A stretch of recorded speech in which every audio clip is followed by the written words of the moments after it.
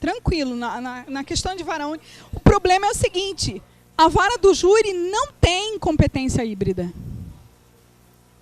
Como é que uma vara do júri vai estipular, por exemplo, alimentos? Olha só, o que acontece, gente, com essa vara? Ela é muito diferente, ela é híbrida. Está lá o artigo 13 e artigo 14, competência civil e criminal. Ela é diferenciada, é ir para um lugar, a mulher vai para esse lugar, e aqui ela vai receber tudo o que é necessário para ela e para a família. Esse é o entendimento da lei, essa é a intenção e é a normativa internacional. Essa é a normativa internacional, só que o Brasil, né, infelizmente, tem esses desvios, tem essas problemáticas, porque não há investimento, não há estrutura, não há uma política clara. E aí nós estamos lidando com uma lei que está se esvaziando para os piores casos, os casos mais necessários. Por exemplo, a tentativa de homicídio, gente. Eu lembro de um caso em Mato Grosso que ele conseguiu sair e ele foi lá por causa de um HC, e era tentativa de homicídio, né?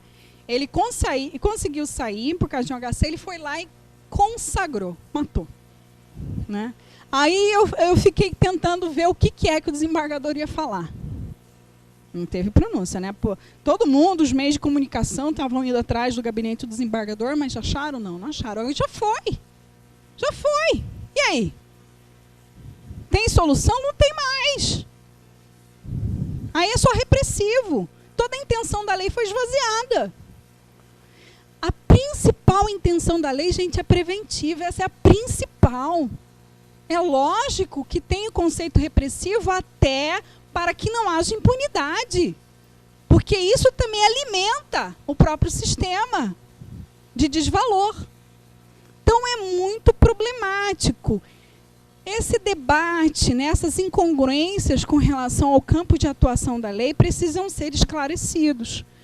Nós já tivemos a declaração de constitucionalidade dessa lei, então precisamos daqui para frente realmente consagrar o interesse e lutar nos nossos tribunais para que esses juízos sejam realmente habilitados para atender esse público, dentro da exigência de estrutura que se encontra na lei.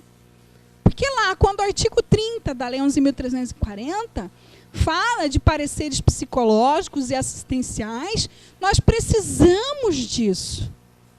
Porque nós estamos falando de condicionamentos de situações familiares. Nós precisamos acompanhar essas pessoas. Há uma necessidade por causa da própria projeção que há de violência, de risco, de gênero. Então é algo muito diferente que nós precisamos observar. Então é imprescindível que se tenha essa compreensão. A questão da defensoria pública. Isso é outro problema, né? Nós sabemos muito bem que tem municípios que nem têm defensor público. E nós falamos que há, pela lei, até exigência de defensorias especiais, que estejam realmente capacitadas para entender, compreender os condicionamentos de gênero, para esclarecimento dessa mulher, para devida atuação no que significa uma medida protetiva, qual que é o aparato dessa medida, qual é a situação de consequência dessa medida na vida dela, na vida dos filhos e na vida desse agressor. Mas, infelizmente, nós não temos um número para atendimento dessas ocorrências dentro da Defensoria Pública, né? Então, fica um atendimento genérico, como se fosse qualquer uma outra ocorrência criminal, e não é. É muito diferente, são outras situações, são outros elementos. O condicionamento de gênero, a questão da intimidade, do ambiente familiar, a questão do afeto, enfim, toda uma estrutura que diferencia de outras ocorrências penais. Quais seriam os tipos penais, então, que vai para a Lei Maria da Penha? Pela lei, todos os tipos de violência de gênero no ambiente doméstico, familiar e de vínculos afetivos. É muita coisa, né? É muita coisa. Por isso mesmo, nós temos que ter juízos, né? Por exemplo, aqui, eu não sei nem como essa minha colega e amiga pode ser a única juíza de Salvador. Eu não sei como pode isso. Que está atuando nessa vara de violência. Isso é impossível. Pelo que é exigido, pela demanda, pela situação da complexidade, pelas necessidades assistenciais desses casos, é impossível. É impossível. Lá em Cuiabá, são 4 juízes. E mesmo assim, é uma demanda fora de série. Já estão falando na criação de mais 2 juízos. Então, há necessidade de se dar um acompanhamento, encaminhamento necessário para essas ocorrências. Há uma grande discussão com relação a vínculos afetivos, né? Esses vínculos afetivos, ex-namorado, a gente ainda pode falar em condicionamentos de gênero? Se a gente for observar o que é vínculo afetivo, nós poderíamos fazer a majoração e colocar, inclusive, as relações entre ex-namorados. Porque há vínculo de afeto, há condição relacional, há histórico com relação ao compartilhamento de vidas, ele conhece a intimidade dela, né? Há um compartilhamento, né, dessa construção que tiveram relacional. E nós temos os condicionamentos de gênero, que é a apropriação, né? Querer que ela não se relacione com mais ninguém a não ser com ele. Se ela o tentar, essa apropriação, né, esse entendimento, essa compreensão de gênero faz com que haja uma reação violenta por parte dessa pessoa que não aceita, né, essa atrelação de autonomia por parte dessa mulher, dessa ex-namorada, e assim há o cometimento do crime. Tá?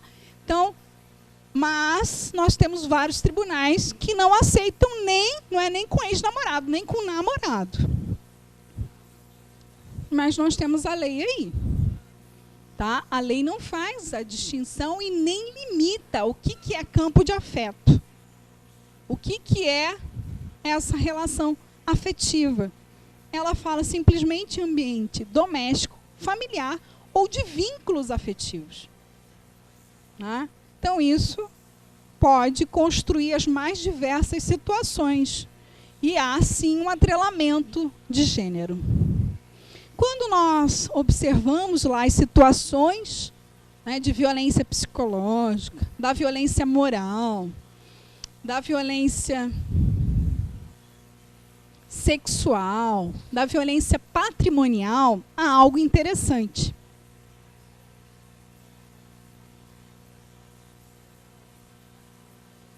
Pelas declarações internacionais, pela CEDAW especificamente, que é a legislação da ONU internacional no que se refere ao combate à violência contra a mulher, nós não temos a violência patrimonial. Nós temos, e aí nós temos uma construção dentro de violência psicológica dos danos que atingem o patrimônio, porque isso causa um dano psicológico, emocional na mulher, porque isso não deixa de ser também uma instabilidade nas suas condições de vida. Então, nós temos algo diferente na normativa nacional trazida pela Lei 11.340, que é a configuração de tipos de dano com relação ao patrimônio, como também uma ocorrência de violência de gênero no ambiente relacional, no ambiente familiar e de vínculos afetivos. Tá? Então, isso é uma novidade. O crime patrimonial de dano que nós temos no nosso código, o crime de dano, destruição de coisa, enfim, dos bens, olá, boa tarde, dos bens pertencentes a uma pessoa. Tá? Então, vocês vão perceber que há uma parte da Lei 11.340 que é inovadora, que é a criação de situações de tipos distintos e não desdobramentos, como é o caso da declaração CEDAW, que cria um desdobramento para patrimonial, sendo que a estrutura que se debate é com relação ao dano psicológico e emocional. Então, vocês vão ver essas distinções. Com relação à adoção de medidas protetivas, muitos juízes não deferem medidas protetivas ex officio. Tá? E a lei, ela torna possível esse acréscimo de medidas protetivas ex officio. O que isso significa? Às vezes, a vítima ela pede um determinado, uma determinada proteção, afastamento de corpos, por exemplo, afastamento do lar. E pede uma determinada distância. Só que no curso desse procedimento, o juiz percebe que outras medidas cautelares são necessárias para o resguardo da criança. Vamos dizer que há até um abuso sexual dos filhos por parte desse agressor. Então, ainda que não haja pedido, pode ele suspender a visitação. É uma medida protetiva dada ex officio pelo magistrado, visando a proteção das outras pessoas na família. Tá? Então, é muito importante que o magistrado tenha essa percepção, pelo artigo 10 e 11 da lei, que possibilita esse acréscimo dessas medidas, apesar de não terem sido solicitadas. Outra questão problemática, o decreto de preventiva em face do descumprimento de medida protetiva. Houve muita discussão, eu não sei se aqui foi diferente, de Mato Grosso, mas achavam inaceitável o campo civil estar, de alguma forma, atuando no campo penal. Descumprimento de medida protetiva, como assim? Qualquer medida protetiva, parou de pagar alimentos.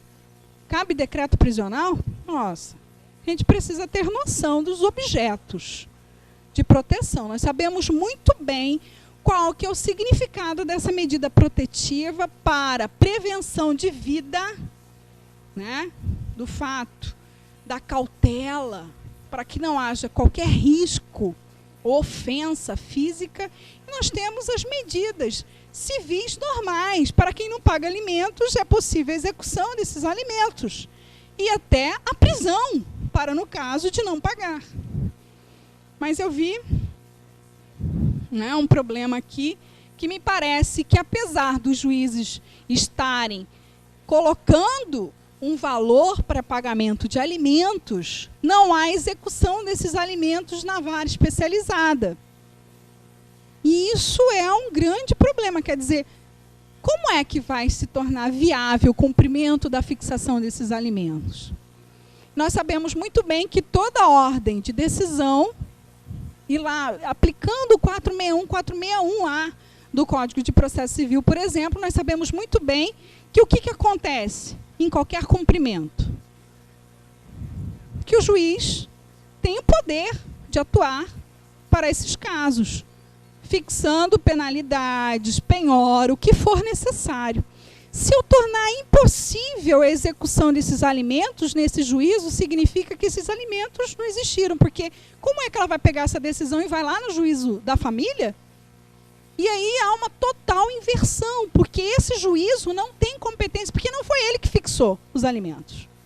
Nós sabemos muito bem que a execução se dá no juízo prolator. Novamente, nós temos um problema com relação à efetividade dessa lei. Então, é importante que essa hibridez seja compreendida, competência civil e criminal. Não tem estrutura, tem que se cobrar estruturas nesses juízos. Mas o que não pode se fazer é simplesmente desconsiderar a existência da lei. Porque essa lei tem um objetivo, naquele juízo, resolver tudo. Essa vítima não vai ser chamada num juízo civil para ser ouvida, e depois num juízo penal para ser ouvida, ela vai ser ouvida uma única vez e vai se fazer prova emprestada para tudo. Essa é a intenção da lei. E em um único juízo, a produção probatória serve para tudo. E nós temos o quê? A conclusão de todos os procedimentos nesse juízo. Essa é a intenção, é facilitação de atendimento. Mas temos essas dificuldades de políticas públicas. Então é importante se entender, né, essas prisões cautelares, qual que é o sentido delas, porque nós temos institutos específicos. Eu vi ocorrências, por exemplo, de descumprimento de alimentos, de não pagamento de alimentos, e se decretar preventivo. Eu falei, Senhor, pelo amor de Deus, os institutos são diversos. Nós estamos no campo penal, as justificativas são penais. Quando é que eu decreto uma preventiva? Quando nós temos justificativas penais para fazê-lo, não é justificativa civil. E as pessoas simplesmente confundem as atribuições e as consequências de descumprimento de medidas civis com medidas de situações penais. Não pagou alimentos, execução de alimentos. Nós sabemos que 3 meses autoriza a prisão. E aí nós temos ritos específicos do 733 para esses casos, com possibilidade de prisão, mas é a prisão civil por alimentos e não prisão preventiva. A prisão preventiva ela é autorizada em decorrência da não observância de uma medida protetiva de cautela, de proteção física, de vida daquelas pessoas, de risco efetivo, dentro do mundo da justificativa e argumentação penal. Então, é muito importante nós compreendermos essas situações para que realmente haja. Vou trazer aqui para vocês.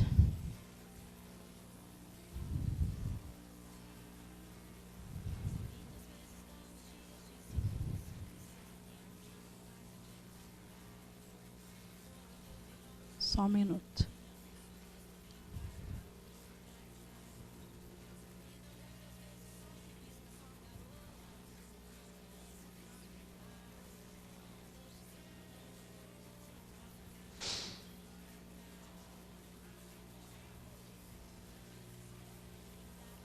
Mas qual é o problema? Enquanto o sistema aqui faz a leitura, primeiro, é compreender os institutos, compreender essa nova estrutura normativa estabelecida na ambiência nacional brasileira, saber que ela tem a justificativa lá na CEDAW e na Convenção de Belém do Pará. Uma convenção da OEA e a outra convenção da ambiência da ONU.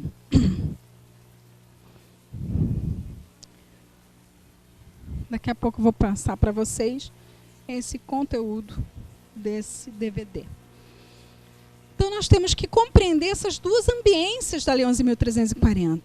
Nós já fomos muito aquém da intenção dessas normativas internacionais. Não detalhamos todas as ocorrências de gênero. Só conseguimos falar sobre violência doméstica.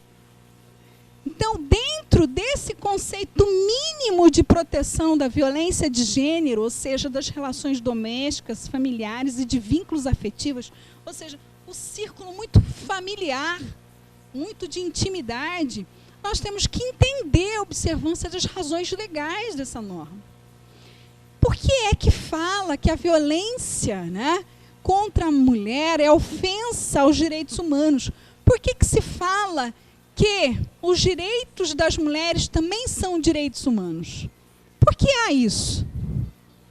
Qual que foi a intenção dessa lei? Foi exatamente trazer lá, o mapeamento internacional para dizer, olha, as questões de gênero precisam ser superadas, porque a humanidade, a percepção humanitária, o humanismo, também se encontra na identidade da mulher. Porque até então a gente falava em quê? Direitos humanos do homem e do cidadão. Isso foi sendo reproduzido, gente, desde 1948. E por que é que as mulheres ficaram tanto tempo sem votar, tanto tempo sem participar da vida pública? Só na década de 80 a primeira mulher conseguiu se inserir no judiciário. Por que isso? Vocês sabem que, inclusive, no edital de São Paulo, constava, as inscrições serão aceitas, exceto para mulheres. Né? O último concurso de 82. O Estado de São Paulo foi o que mais resistiu. E é o estado mais desenvolvido. O PIB de São Paulo é maior do que o PIB da Argentina. E vão ver lá como que funcionam os juízos especializados. Praticamente com raça, né?